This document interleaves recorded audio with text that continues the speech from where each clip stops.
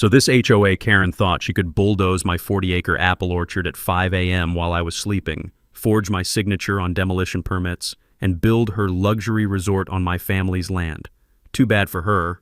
I'm the county permits director who's been approving every single shovel of dirt in this town for 15 years. I'm standing here in what used to be 30 years of my father's blood, sweat, and Honeycrisp trees, breathing diesel fumes mixed with the sickly sweet smell of crushed apple blossoms ground into the mud under my work boots. That bulldozer behind me? Still warm from destroying everything my family built. She bribed inspectors, framed me for tax evasion, threatened to foreclose on my 78-year-old neighbors, and even brought in mob money from Phoenix, thinking she'd won. But when someone messes with a dying man's legacy and tries to destroy an entire community for profit, they just declared war on the wrong permits director, and I had FBI backup. What would you do if someone stole your family's life work while you slept? Tell me where you're watching from. Your HOA probably has monsters too. Let me back up and tell you how this whole nightmare started. My name's Jake Morrison, and 3 generations of my family have been growing apples on this land. My grandfather bought these 40 acres back in 1994 when it was just scrubland and a dream. My father spent 30 years turning it into something special, premium Honeycrisp and Gala varieties that supplied half the farmers' markets in the county. When Dad had his heart attack in 2018, I had a choice to make. I could keep struggling to make the farm profitable, or I could take the steady paycheck as county permits director. The irony wasn't lost on me, becoming the guy who approves construction permits while trying to save agricultural land. But Dad's medical bills were crushing us, and somebody had to keep the lights on. That's how I ended up in the most important job I never knew I'd need. Enter Delia Prescott, 52 years old, fresh from Phoenix with a designer handbag full of lawsuits and a voice that could shatter windows 3 counties over. She moved into Willowbrook Estates, the luxury development right next to my farm in January, with one mission: turn our quiet rural community into her personal ATM. You know those people who complain about the smell of fresh bread near a bakery? Well, Delia complained about the smell of apple blossoms. In spring, on a farm. That had been there for 30 years before she showed up. Within her first month, Delia filed 47 HOA violations against various neighbors. The sound of her designer heels clicking across courthouse marble became the soundtrack of our nightmares. She'd show up to every meeting with this leather portfolio thick as a phone book, taking photos with an expensive camera like she was documenting war crimes instead of my 30-year-old tractor. But here's where it got personal. She hit my farm with a $15,000 remediation fee, claiming my irrigation system violated some obscure county health code. When I asked to see the specific violation, she produced a document with my signature on it, except I'd never seen that paper in my life. She'd forged my name on a compliance agreement I never signed. That night, sitting in my kitchen with the taste of metallic fear coating my tongue, I spread out legal documents next to Dad's old farming journals. The coffee went cold as I read through page after page of bureaucratic nightmare, trying to understand how someone could just steal your signature and make it legal. Luckily, I had allies. Carmen, my deputy clerk at the permits office, had worked county government for 20 years and could smell bureaucratic bullshit from 3 zip codes away. And Big Mike, the local contractor who'd helped Dad build our barn, had already started getting pressure from Delia to overcharge neighbors for required improvements. See, Delia had a pattern.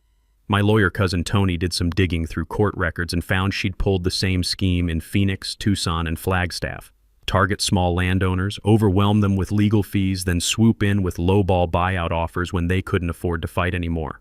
The first sign something bigger was happening came in March. Strange men in expensive suits started showing up, surveying property lines with equipment that hummed like angry wasps. When I asked what they were doing, they mumbled something about preliminary assessments and drove off in rental cars with Phoenix plates, leaving behind the acrid smell of hot asphalt and something that felt like menace. Then the anonymous buyers started calling with that telemarketer urgency. This offer expires in 48 hours. Development pressure is coming whether you like it or not. Better to sell now while you still can. But the real gut punch came when I found out what happened to the Kowalskis. This elderly couple had been raising chickens next door for 47 years, until Delia's HOA hit them with violation fines that forced them into bankruptcy proceedings. 47 years of building a life, wiped out by someone who'd lived here for 3 months. That's when I realized this wasn't just about my farm.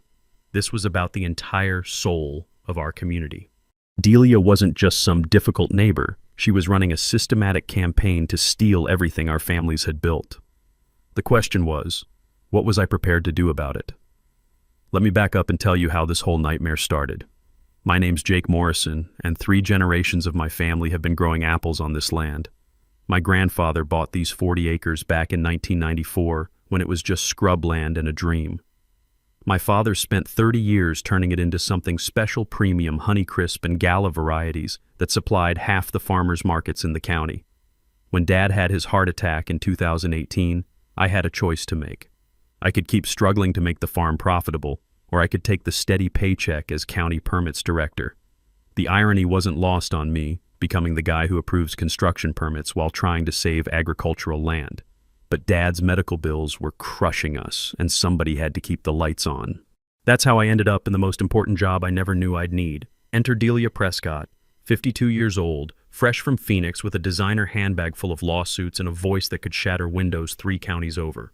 She moved into Willowbrook Estates, the luxury development right next to my farm, in January with one mission: turn our quiet rural community into her personal ATM. You know those people who complain about the smell of fresh bread near a bakery? Well, Delia complained about the smell of apple blossoms in spring on a farm. That had been there for 30 years before she showed up. Within her first month, Delia filed 47 HOA violations against various neighbors. The sound of her designer heels clicking across courthouse marble became the soundtrack of our nightmares. She'd show up to every meeting with this leather portfolio thick as a phone book, taking photos with an expensive camera like she was documenting war crimes instead of my 30-year-old tractor. But here's where it got personal. She hit my farm with a $15,000 remediation fee, claiming my irrigation system violated some obscure county health code. When I asked to see the specific violation, she produced a document with my signature on it, except I'd never seen that paper in my life. She'd forged my name on a compliance agreement I never signed. That night, sitting in my kitchen with the taste of metallic fear coating my tongue, I spread out legal documents next to Dad's old farming journals. The coffee went cold as I read through page after page of bureaucratic nightmare, trying to understand how someone could just steal your signature and make it legal. Luckily, I had allies. Carmen, my deputy clerk at the permits office, had worked county government for 20 years and could smell bureaucratic bullshit from 3 zip codes away. And Big Mike, the local contractor who'd helped Dad build our barn, had already started getting pressure from Delia to overcharge neighbors for required improvements. See, Delia had a pattern. My lawyer cousin Tony did some digging through court records and found she'd pulled the same scheme in Phoenix, Tucson, and Flagstaff. Target small landowners, overwhelm them with legal fees, then swoop in with lowball buyout offers when they couldn't afford to fight anymore. The first sign something bigger was happening came in March. Strange men in expensive suits started showing up, surveying property lines with equipment that hummed like angry wasps. When I asked what they were doing, they mumbled something about preliminary assessments and drove off in rental cars with Phoenix plates, leaving behind the acrid smell of hot asphalt and something that felt like menace. Then the anonymous buyers started calling with that telemarketer urgency. This offer expires in 48 hours. Development pressure is coming whether you like it or not. Better to sell now while you still can. But the real gut punch came when I found out what happened to the Kowalskis. This elderly couple had been raising chickens next door for 47 years until Delia's HOA hit them with violation fines that forced them into bankruptcy proceedings. 47 years of building a life, wiped out by someone who'd lived here for 3 months. That's when I realized this wasn't just about my farm. This was about the entire soul of our community. Delia wasn't just some difficult neighbor. She was running a systematic campaign to steal everything our families had built. The question was, what was I prepared to do about it? The first real shot across the bow came on a Tuesday morning in April. I was in my kitchen, drinking coffee that actually tasted good for once, when I heard heavy footsteps on my front porch, the kind of footsteps that announce bad news before the person even opens their mouth. A process server stood there at 6 a.m. sharp holding a manila envelope thick enough to choke a horse. Jake Morrison, you've been served. Delia was suing me for violating residential zoning laws. According to her lawsuit, my farm was illegally operating on land that had been zoned residential only since 1987. She'd somehow produced an original county zoning map that showed my 40 acres as part of a planned housing development that never existed. The legal document was a masterpiece of bureaucratic terrorism.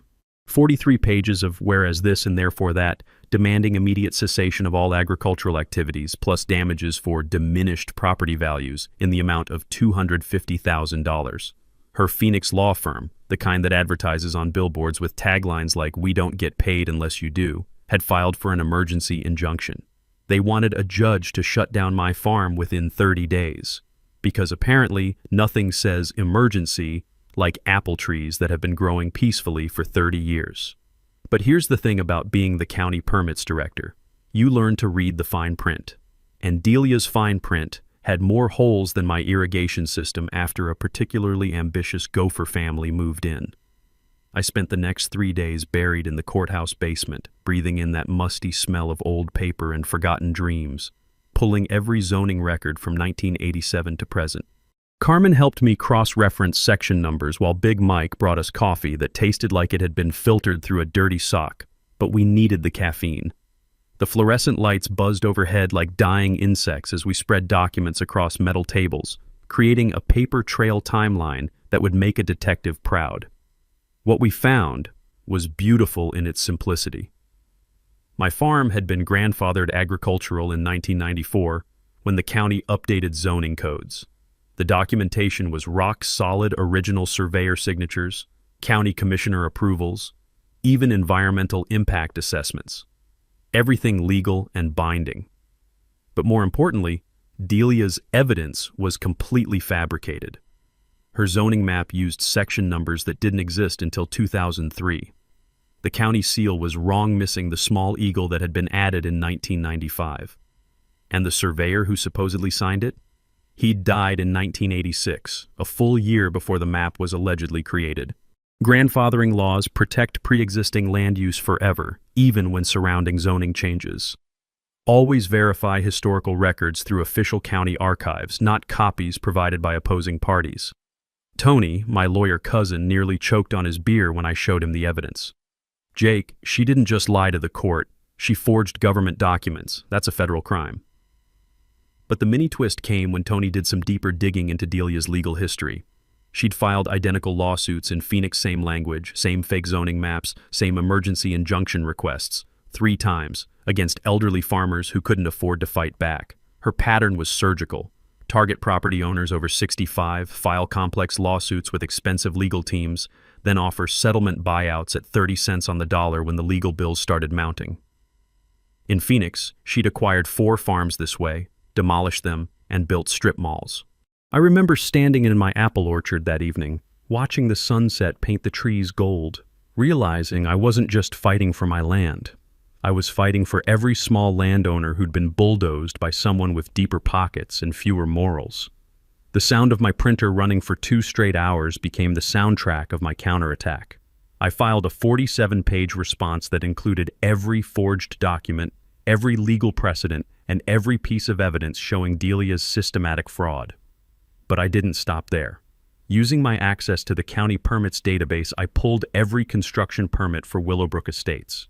Turns out Delia's own property had 17 code violations, unpermitted deck additions, illegal septic modifications, and structures built 3 feet into the county setback zone. The irony was delicious. She was demanding I follow zoning laws while flagrantly violating them herself. I filed a countersuit for frivolous litigation, harassment, and fraud. But the real weapon was simpler. I scheduled a routine code enforcement inspection of her property for the following Monday. Carmen handed me the inspection orders with a grin that could have powered the county building for a week. Sometimes the best defense is a good offense, boss. That weekend, I sat on my porch listening to the spring breeze rustle through apple blossoms, knowing I'd just escalated this fight to a whole new level. Delia wanted to play legal hardball with forged documents and emergency injunctions? Game on. But I had a feeling she was just getting started. And honestly, so was I. Delia's response to my countersuit was swift and vicious.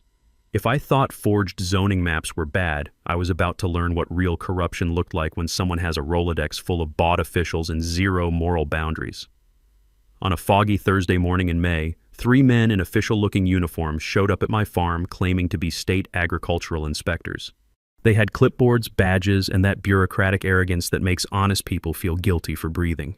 The lead inspector, a thin man with a mustache that belonged in a 1970s adult film, informed me that my apple trees were diseased and posed a significant environmental threat.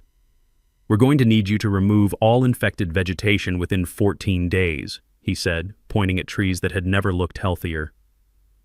State emergency powers, no appeals. The whole thing smelled fishier than the Kowalski's chicken coop during an August heat wave. I mean, these trees were so healthy they practically glowed, but apparently they were agricultural typhoid Mary, according to Inspector Pornstash. I asked to see their credentials. The badges looked official enough, but the lamination was bubbling at the edges like a fake ID made in someone's basement. When I called the state agriculture department, they'd never heard of any of these guys. Turns out their inspection van was a budget rental from Phoenix with magnetic door signs that probably cost $30 on Amazon. But Delia wasn't done playing dress-up government. The next week, our actual county health inspector, a nervous guy named Phillips who sweated through his shirt even in air conditioning, showed up with a condemnation notice for my irrigation system. The acrid smell of his cheap cologne mixed with fear sweat as he claimed my system violated groundwater contamination protocols I'd never heard of. Here's where having security cameras hidden in birdhouses pays off better than a winning lottery ticket. I watched Phillips inspect my perfectly functional irrigation for about 10 minutes, then get into his county truck where Delia was waiting with a manila envelope. Through my telephoto lens, I could see her counting out what looked like crisp hundreds while Phillips signed documents on his dashboard. The crunch of gravel under her designer heels was audible even from 50 yards away as she walked back to her car. They'd just conducted county business like a drug deal behind a 7-Eleven. Always verify inspector credentials through official state databases before allowing property access. Real inspectors carry official photo ID with direct agency contact information, not just badges that could be ordered online. While I was collecting evidence of Delia's amateur theater troupe, Carmen was doing real detective work at the courthouse. She discovered that 3 of our 5 county commissioners had taken educational conferences to Las Vegas, airfare, hotels, and entertainment, all paid by Desert Development Consulting, which shared an address with Delia's Phoenix law firm. Those 3 commissioners had voted identically on every development issue for the past 6 months, like synchronized swimmers of corruption. The mini twist came when Big Mike brought me something that made my blood run cold. Delia hadn't just approached him about overcharging neighbors. She'd shown him architectural plans for a 200-room resort spanning my farm and 3 adjacent properties. "Jake," Mike said, his calloused hands trembling slightly as he spread the blueprints on my kitchen table. "She's not trying to buy your land. She's planning to take it through eminent domain. The resort is already designed. The plans were dated 6 months before she'd even moved to town. This wasn't opportunistic harassment. It was a premeditated land grab with federal implications." That night, listening to the recordings of Phillips taking his bribe, the digital player's red light pulsing like a heartbeat in my dark kitchen, I realized I wasn't just fighting a corrupt HOA president. I was fighting organized crime with a development permit. But the personal stakes escalated when Delia filed an ethics complaint claiming I was abusing my permit's position to protect my own property. My phone started buzzing at 5 a.m. with calls from panicked commissioners asking if I was really corrupt. 7 years of honest service, destroyed by someone who'd been in town for 4 months. The local newspaper, apparently another victim of Delia's checkbook diplomacy, ran an editorial questioning whether county employees should own businesses in their jurisdiction. The metallic taste of professional assassination was sharp on my tongue as I read my character being murdered in print. But while Delia was playing political theater, I was building something beautiful, a federal case. Agent Sarah Morrison from FBI Financial Crimes was very interested in my evidence. "Mr. Morrison, you're documenting organized racketeering. This isn't local corruption, this is RICO territory." That weekend, walking through morning mist that made my orchard look like something from a fairy tale, I realized Delia had made one crucial mistake. She'd escalated a property dispute into a federal crime, and I had it all on tape. Just when I thought Delia couldn't sink any lower, she decided to go nuclear. And by nuclear, I mean she tried to frame me for tax evasion while simultaneously destroying my financial life with the precision of a financial serial killer. It started with a phone call on a Monday morning that made my coffee taste like liquid anxiety. An IRS agent named Thompson informed me that they'd received an anonymous tip about unreported income from my permits position. Apparently, I'd been taking kickbacks from contractors in exchange for expedited approvals. "We'll need to freeze your business and personal accounts pending investigation," Thompson said in that dead, bureaucratic tone that crushes souls for a living. "Standard procedure." The anonymous tip came with supporting evidence: bank deposit records, fake invoices, even doctored photos of me supposedly accepting cash payments in county parking lots. The quality was professional enough to fool someone who didn't know I haven't accepted cash for anything since 1995, when I realized handling dirty money makes my hands smell like other people's problems. Within 24 hours, I couldn't access my farm's operating account, my personal savings, or even my checking account. Try explaining to your harvest crew that you can't pay them because the government thinks you're a criminal, based on evidence manufactured by someone whose idea of agricultural expertise comes from watching Food Network. The taste of financial terror is surprisingly specific, like copper pennies mixed with stomach acid and the bitter aftertaste of complete helplessness. Meanwhile, Delia's media campaign went into overdrive. The local newspaper suddenly became the Corruption Chronicle, running stories about endemic graft in county government with suspiciously detailed information about my alleged crimes. The weekly radio talk show started fielding calls from concerned citizens, who all seemed to have identical talking points and suspiciously similar phone numbers.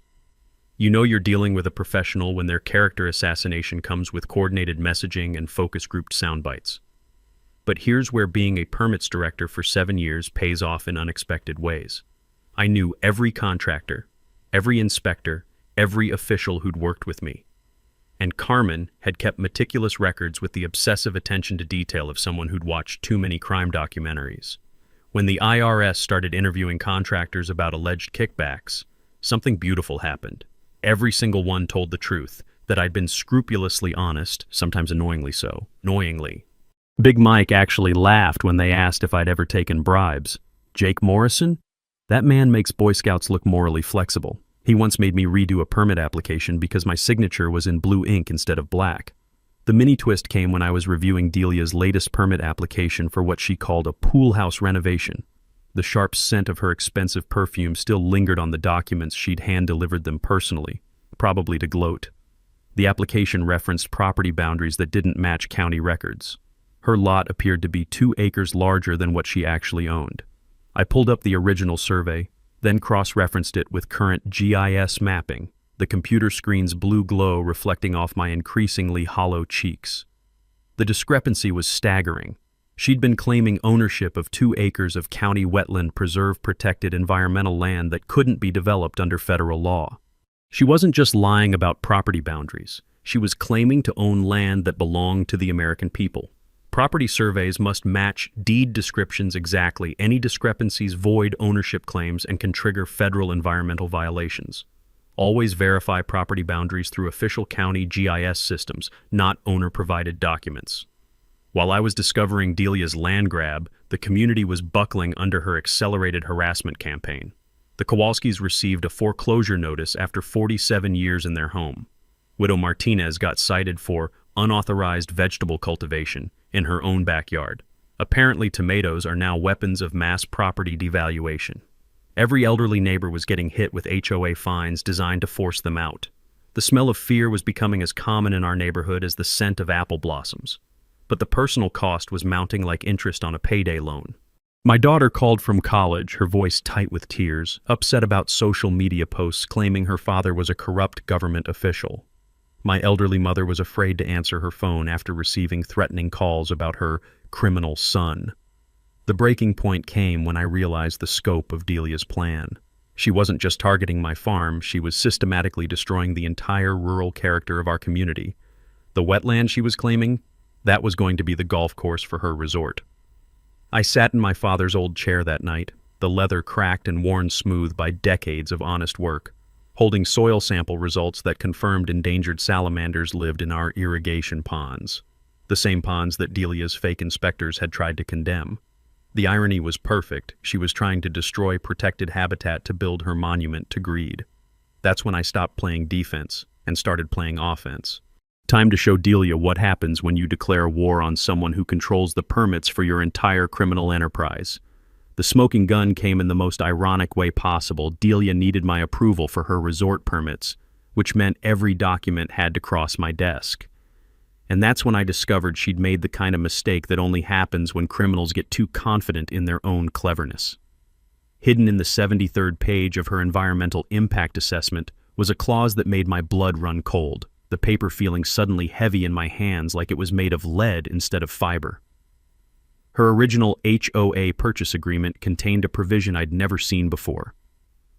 Development rights contingent upon cessation of agricultural use within designated impact zone. She hadn't bought an HOA presidency. She'd bought a demolition contract. Delia had specifically targeted Willowbrook Estates because my farm was the keystone property.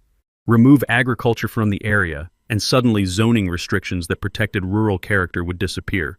It was like pulling one card from a house of cards, except the cards were people's lives and the house was our entire community. The financial web was even more sinister.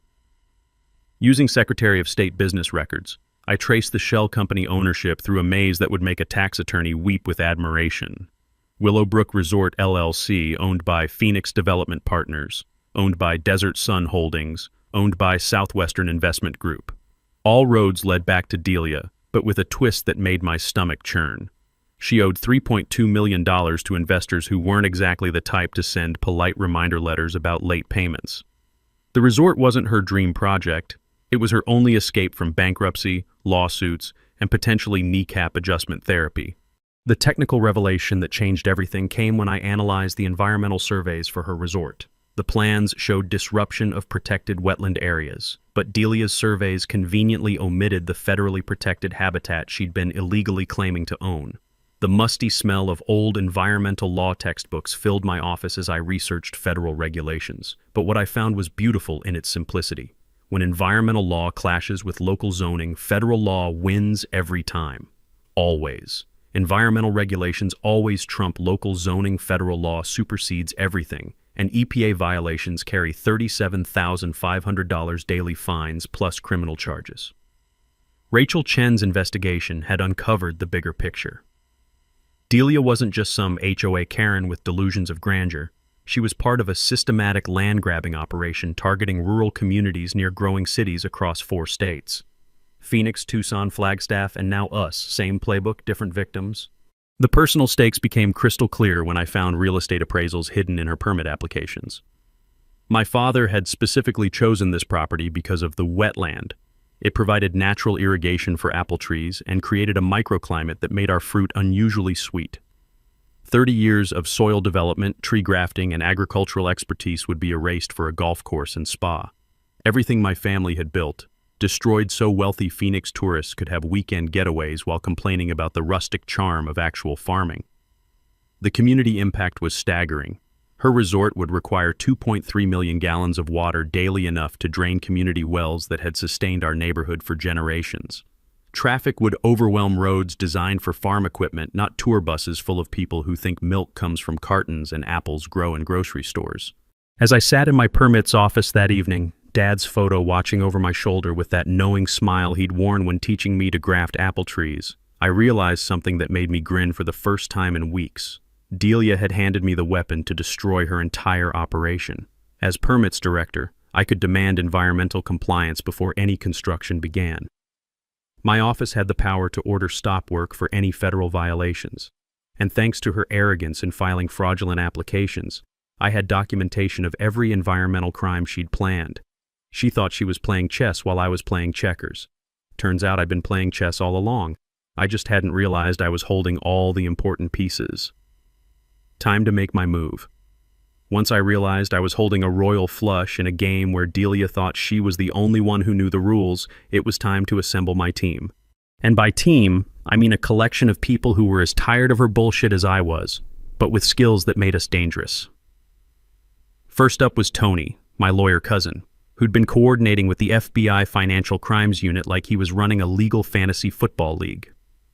Agent Sarah Morrison had been building a federal case against Delia's Phoenix operation for months, but they needed someone with local evidence and credibility to make it stick. Lucky for them, they had a permits director with a security camera fetish and a deputy clerk who collected documentation like some people collect baseball cards. Carmen became our intelligence coordinator, using her 20 years of courthouse experience to create what we lovingly called the paper trail of doom. Every forged document, Every fraudulent permit application, every bribed signature went into expanding file folders that were starting to look like evidence for a federal RICO case, which, as it turned out, was exactly what they were. FOIA requests can expose any government official's communications and financial dealings. Always submit requests in writing with specific date ranges and document types. Broad requests get denied. Specific ones reveal corruption. Big Mike took on the role of undercover contractor, agreeing to wear a wire during his next meeting with Delia about overcharging neighbors. The man had nerves of steel and the acting ability of someone who'd been dealing with difficult customers for 30 years. Plus, he genuinely enjoyed the idea of nailing someone who'd been trying to destroy his community. Rachel Chen, our investigative journalist, was preparing the expose that would run the day before the town council meeting where Delia planned to ram through her resort permits. She'd uncovered Delia's pattern across 3 other states and was coordinating with news outlets that had been following similar corruption stories. The media strategy was beautiful in its simplicity. Rachel's story would drop at noon on October 14th, just as the FBI was executing arrest warrants. Local TV agreed to cover the town council meeting live, and social media campaigns using hashtag Willowbrook fraud were already gaining traction among people who dealt with similar HOA nightmares. But the technical preparation was where my permits director experience really paid off. I spent nights that smelled like stale coffee and determination, working overtime to document every permit irregularity in the county database. The sound of my printer running until 2 a.m. became a familiar lullaby as I created visual timelines with photos, documents, and recordings that would make a prosecutor weep tears of joy. I created overlay maps showing actual property boundaries versus Delia's fraudulent claims, with the protected wetland highlighted in bright red like a stop sign that she'd been ignoring for months. Every environmental violation was documented with GPS coordinates and photographic evidence that would hold up in federal court. The financial investigation results were even more damning than we'd hoped. Delia's Phoenix investors turned out to be shell companies for mob-connected developers who'd been using casino money laundering operations in Vegas. The FBI Financial Crimes Unit was now treating this as a full RICO case with organized racketeering implications. Banking records can be subpoenaed in fraud investigations. Always keep detailed financial records with timestamps and witnesses to protect yourself from false accusations. While I was building the legal case that would destroy Delia's operation, environmental testing confirmed what my father had always known. The protected wetland extended under the farm property, supporting an ecosystem that included endangered salamander species in our irrigation ponds. Federal habitat protection laws meant that any disruption would trigger not just fines, but criminal environmental charges. I remember kneeling by one of those ponds on a misty morning, holding a tiny salamander in my palm that was smaller than my thumb but carried more legal protection than most corporate executives. The irony was perfect, this little creature that Dad had been protecting without even knowing it was going to help save our entire community. The timing was crucial and required coordination that would make a military operation proud. Town council meetings scheduled for October 15th during peak harvest season. FBI arrests coordinating for October 14th at 6 a.m. Rachel's expose publishing at noon. My environmental complaint filing at close of business October 13th. The final community organizing meeting was held in the school gymnasium, packed with neighbors who'd suffered months of Delia's harassment. Red, white, and blue Save Our Farm signs filled the room while people shared stories of HOA violations, threatening letters, and financial pressure that had nearly broken some families. Carmen stood up and announced our strategy with the confidence of someone who'd been planning this moment for months. Sometimes the best defense is a good offense, and we're about to go on the offensive like Sherman marching to the sea. The applause echoing off those gymnasium walls sounded like freedom. Delia wanted to play hardball with forged documents and federal crimes. Game on.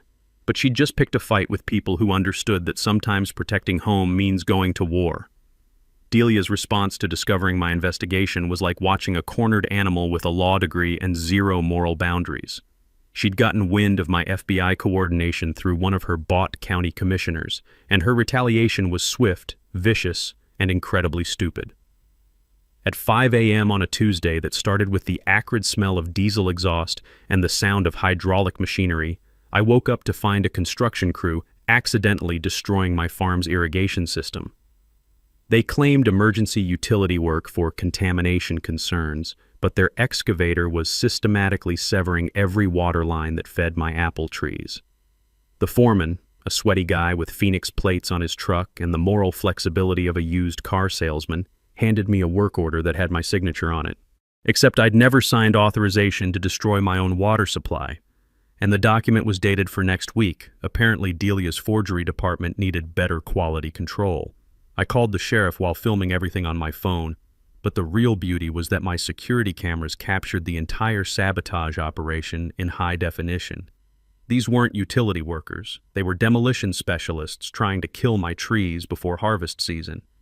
But here's where having emergency permit powers comes in handy. Within 6 hours, I'd issued emergency restoration orders that required immediate water service restoration, bypassed standard inspection delays, and authorized overtime work at county expense. Emergency utility repairs don't require standard permit delays. Life safety and agricultural protection can trigger immediate approval authority. Big Mike's crew worked for free to repair the damage, running new water lines with the efficiency of people who were genuinely pissed off. The sound of their equipment fixing what Delia's people had destroyed was like a mechanical middle finger pointed directly at her house. But Delia wasn't done playing amateur hour criminal mastermind. The bribery escalation was breathtaking in its scope and stupidity. She approached county commissioners with $50,000 cash offers in manila envelopes like she was running a 1950s political machine instead of trying to steal environmental land in 2024. Carmen's wire recordings captured every detail, including Delia's promise that Jake's job will be available soon for someone more cooperative. She tried to blackmail our sheriff with photographs of his weekend poker games, claiming they violated gambling laws. Unfortunately for her, she'd hired a private investigator who was dumber than a box of rocks and photographed the sheriff's church charity poker night where they raised money for veterans.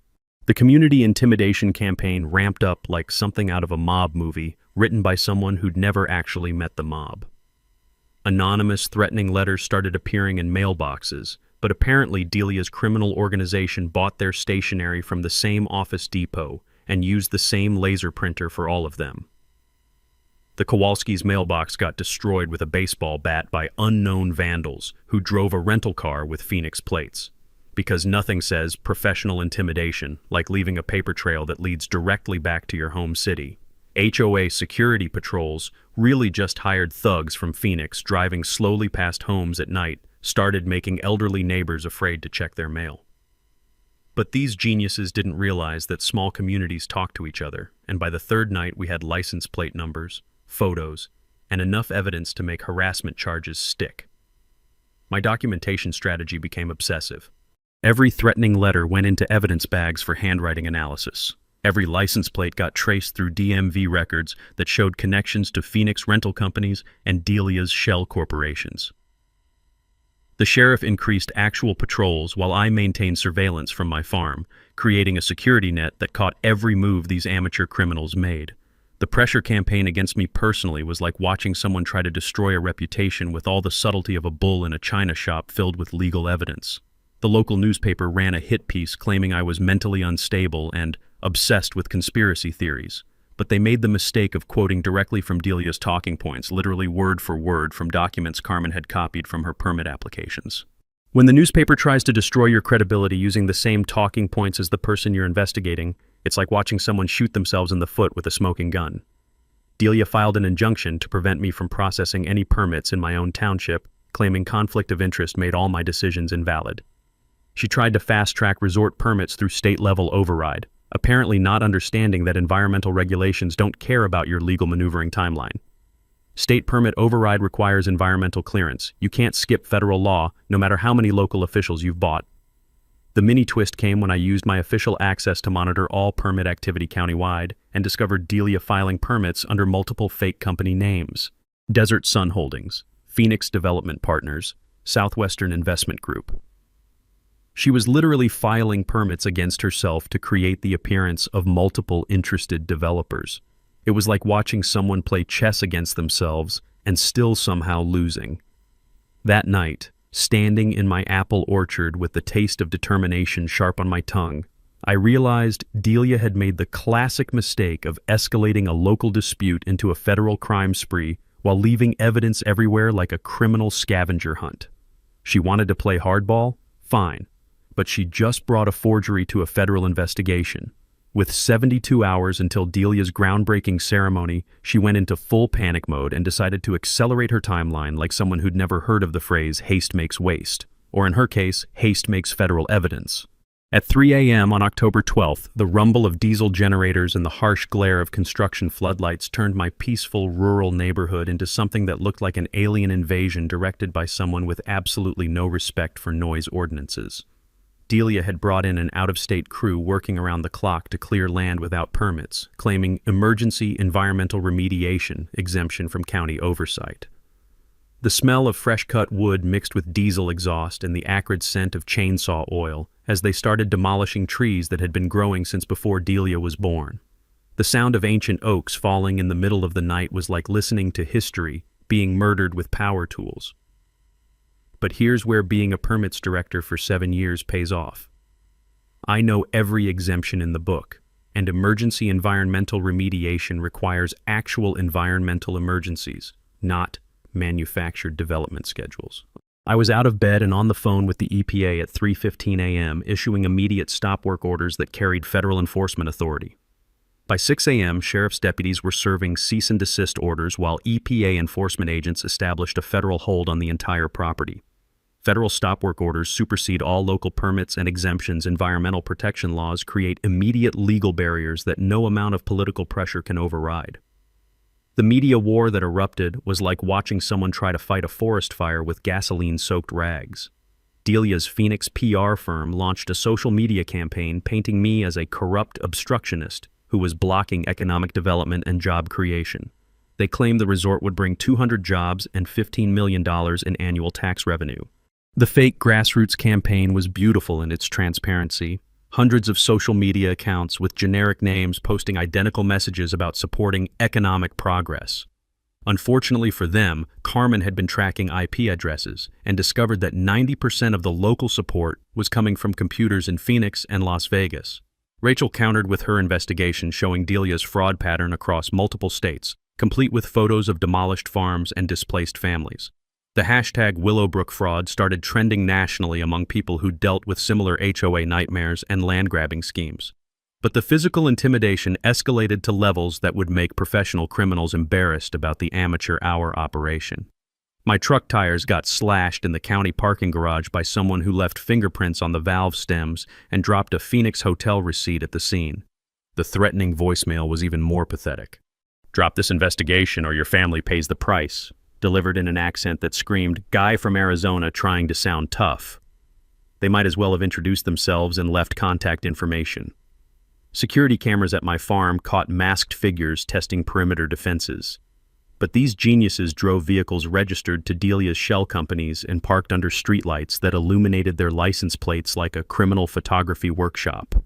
Big Mike started providing armed protection, carrying a shotgun that had seen action in 3 deer seasons and looked like it could stop a charging rhinoceros. The man took personal offense at people threatening his community and had the moral clarity that comes from 40 years of honest construction work. The political pressure reached levels that would make a Washington lobbyist proud.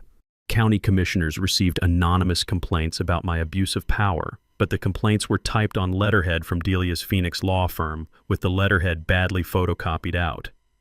State officials demanded investigation of my conflict of interest, apparently not understanding that investigating crimes committed against your own property isn't conflict of interest. It's called being a victim with access to evidence. Tony worked overtime filing appeals and injunctions that protected my position, while federal investigators built their case. The sound of his printer running until dawn became a familiar counterpoint to the diesel generators that Delia's crew kept running, despite the stop work orders. The mini-twist came when I discovered that Delia's construction crew included convicted felons from Phoenix using equipment reported stolen from Arizona construction sites. Environmental testing revealed they'd been illegally dumping contaminated soil from previous projects, turning her resort site into a toxic waste dump. Construction with stolen equipment and contaminated materials violates federal racketeering laws. Always verify contractor credentials and equipment ownership before allowing work on your property. Federal investigation intensified like watching a slow-motion avalanche of justice. FBI Financial Crimes established surveillance posts around the resort site, EPA enforcement opened criminal investigations for wetland destruction. IRS agents raided Delia's Phoenix offices and froze additional accounts across 3 states. I became a protected federal witness with Marshal Service security, which meant professional protection instead of relying on Big Mike's deer hunting skills, though honestly his intimidation factor was probably higher than most federal agents. Standing in my orchard that final night before the ceremony, breathing air that still carried the scent of apple blossoms despite the construction chaos, I realized Delia had transformed a property dispute into a federal crime spree with enough evidence to fill a small library. Tomorrow would be her moment of triumph, or her complete destruction. Either way, I'd be there with cameras rolling. October 14th dawned crisp and clear, the kind of morning that makes you believe in justice and the possibility that sometimes the good guys actually win. The groundbreaking ceremony was scheduled for 10 a.m. at the resort construction site, with state politicians, local media, and invited investors all gathered to watch Delia's moment of triumph. The irony was delicious. She'd chosen the exact spot where my father used to sit and plan his apple orchards, now converted into a stage for her own destruction. Rachel's exposé had dropped at 9:30 a.m. across multiple news outlets with headlines that must have made Delia's morning coffee taste like liquid regret. HOA President's multi-state fraud ring exposed, and Phoenix crime family's rural land grab scheme uncovered. Social media exploded with hashtag Willowbrook fraud trending nationally as people shared their own HOA horror stories. By the time the ceremony started, the crowd included more FBI agents in plain clothes than actual supporters, though Delia didn't seem to notice the subtle shift in energy. She stood at the podium in a designer suit that probably cost more than most people's monthly mortgage, holding a golden shovel like she was about to dig her own grave, which, metaphorically speaking, she was.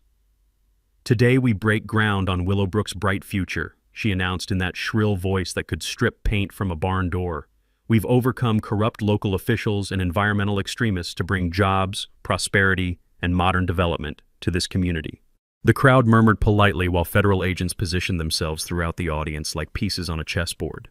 I stood near the back, wearing the wire that would capture her final, incriminating statements, feeling surprisingly calm for someone about to watch a woman destroy herself with her own words. During the Q&A session, I stepped forward with a manila folder thick enough to use as a weapon. "I have a question about your permits, Miss Prescott." The color drained from her face like someone had pulled a plug, but she maintained that artificial smile that politicians practice in mirrors. "Of course, Mr. Morrison. Though I'm surprised you're here, given your obvious bias." "These permit applications contain 47 false statements," I said, projecting my voice so the news cameras could catch every word, "including claims to own 2 acres of federally protected wetland." I pulled out the overlay map showing actual property boundaries versus her fraudulent claims, displaying them on the portable screen that Rachel had helpfully provided. The crowd's murmur shifted to genuine interest as they saw the undeniable evidence of fraud. "You've filed permits under 6 different company names, all leading back to your Phoenix operation. You've forged county documents, bribed local officials, and violated federal environmental protection laws." Delia's mask finally slipped completely. "This is harassment by a corrupt county employee who's fabricating evidence to protect his failed farm." But I was just getting warmed up. "You don't own this land, Miss Prescott. According to actual county records, your property ends 50 feet from where we're standing. Everything else belongs to the people of this county as protected environmental preserve. Always verify property boundaries through official county records, not owner-provided documents. Fraudulent boundary claims can trigger federal environmental violations." The mini-twist moment came when Delia produced the bribed inspector's report claiming environmental clearance, waving it like a shield against reality. "We have all required federal approvals." That's when FBI agent Morrison stepped forward, badge gleaming in the morning sunlight. "Delia Prescott, you're under arrest for mail fraud, wire fraud, environmental crimes, money laundering, and racketeering conspiracy." The sound of handcuffs clicking shut was audible even over the camera shutters and crowd noise. Multiple arrests followed as her Phoenix associates were taken into custody, their expensive suits looking increasingly rumpled as reality set in. But Delia wasn't done performing. As they led her away, she screamed about government conspiracy and corrupt officials protecting their friends, apparently not understanding that accusing the FBI of corruption while being arrested for corruption isn't a winning legal strategy. The crowd erupted in applause led by the Kowalskis, whose weathered faces were streaked with tears of relief. Big Mike started a chant that echoed across the construction site. Save our farms, save our community. State politicians who'd come for photo opportunities quietly slipped away like vampires fleeing sunlight, while reporters surrounded me for statements about months of investigation and community resistance. Sometimes doing your job means protecting your neighbors, I told the cameras, my voice steady despite the surreal nature of watching someone's criminal empire collapse in real time. And sometimes protection means standing up to people who think money and corruption can destroy what families spent generations building. EPA officials issued a permanent protection order for the wetland and surrounding buffer zone, while all of Delia's permits were declared void due to fraudulent applications. Construction equipment was impounded as evidence in the federal case. I walked to the edge of the wetland where my father used to fish, finding a small apple sapling growing wild among the protected plants. The scent of clean pond water mixed with apple blossoms in the October breeze, nature already beginning to reclaim what was rightfully hers. The silence after months of construction noise sounded like freedom. 1 month later, federal justice moved with the efficiency of a well-oiled machine designed to crush organized crime. Delia pleaded guilty to avoid a 25-year sentence, accepting 12 years in federal prison plus $3.2 million in restitution to the investors she'd defrauded. The Phoenix crime ring was dismantled like a house of cards in a hurricane, with 17 total arrests across 4 states. My testimony helped convict 3 county officials for accepting bribes, cleaning house in a way that made local government actually trustworthy again. Sometimes justice tastes like apple pie and feels like vindication, especially when it comes with federal protection for your family's legacy. The HOA was dissolved by court order faster than you can say property rights, lifting restrictive covenants that had been choking the life out of our rural community.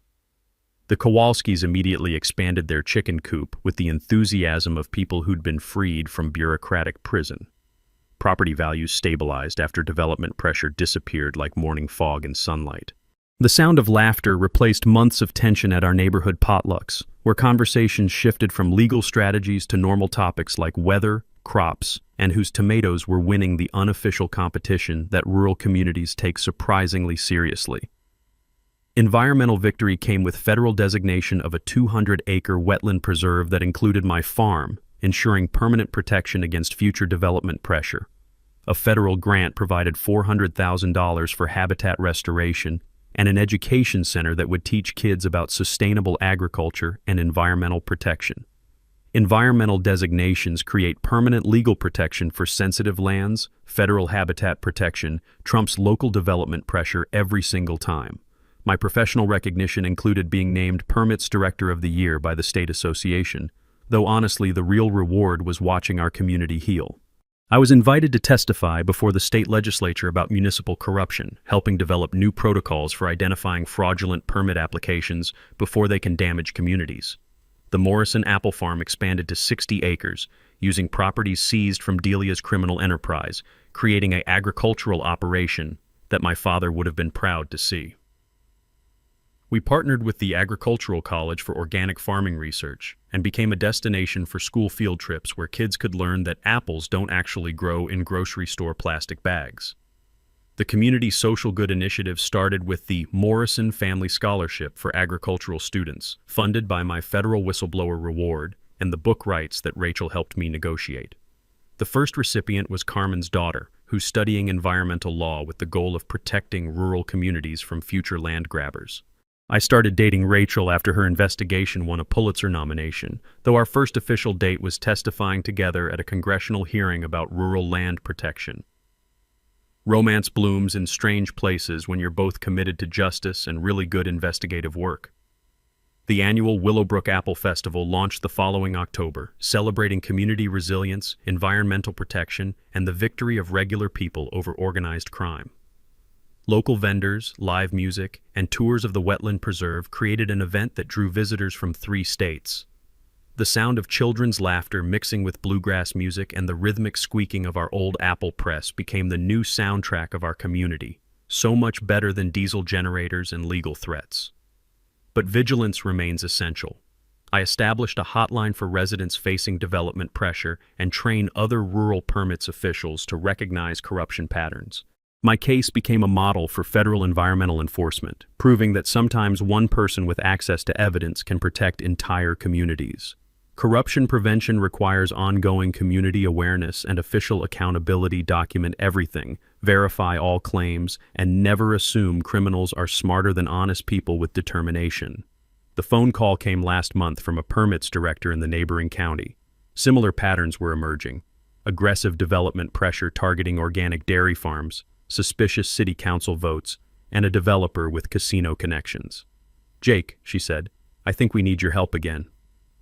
I looked out at my apple orchard where morning mist was rising from the protected wetland and my father's trees were preparing for another harvest season. Sometimes protecting home means fighting battles you never expected, but the alternative is watching everything you love get bulldozed by people who mistake greed for progress. "I'll be right there," I said. Because some fights are worth having and some places are worth protecting, no matter how many HOA Karens think they can buy what isn't for sale. Drop a comment about your worst HOA or developer experience. Your story might help someone else facing similar pressure. Hit subscribe and the bell icon for more. David versus Goliath stories where knowledge, community, and federal law triumph over corruption and greed.